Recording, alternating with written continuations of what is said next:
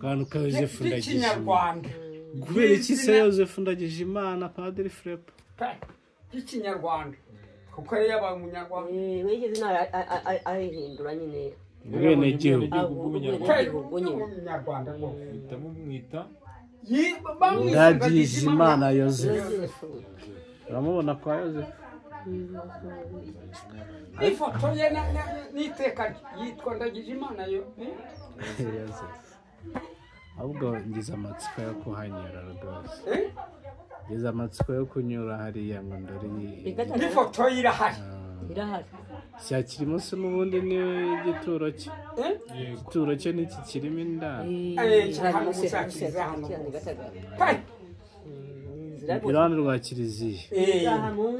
genda kubwira ngo jewe ubwanjye mfite imyaka 18 niyo wanyihereye akazi Agatagara ifite amateka menshi yagera ku mukingo ukingira u Rwanda ho bikaba ndi menshi cyane urumva genda yibabwira ntangira kuva mu ishuri navuyemo none kubera ko yari afite abana nyine agaburira abo ngabo bamugaye abonye bari bashinzwe ahantu tujyana ibyo bijumba dukura mu misozi kugira ngo abana babeho ambonye mbiteruye mbishyize ku munzani hari umubikira bitaga mukecuru yari yaravuze ati yushombere ibijumba bizanye nkabishomba koko Padiri Philippe abonye nterura ibyo bijumba n'ibifuka arampamagara ngo witwa nde nitwa Iyamuremye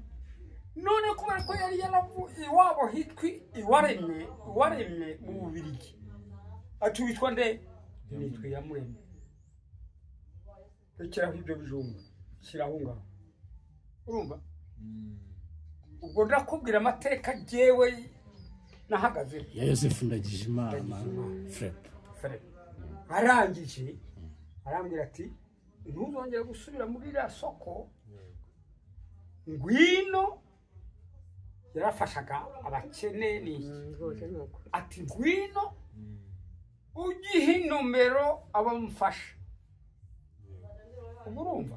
waba fonctionnaire noneho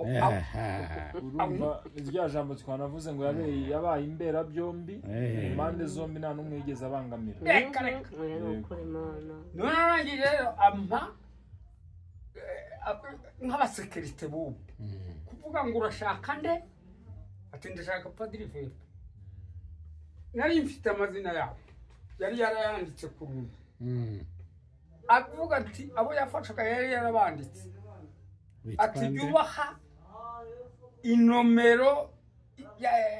yagiraga kuwa gatatu no kuwa gatanu we kanaka w'umukene uzaza iki gihe n'iki yabahaga amafaranga rwose ubwo Philippe yankijije n'imibereho yanjye uko meze gutya biraza amaze kwigendera imirimo irahinduka hindutse ba mahandi kuko nta kosa nari mfite ubwo niho natangiye nkora mu kigo bavuga bati uyu Ndagijimana Ndagijimana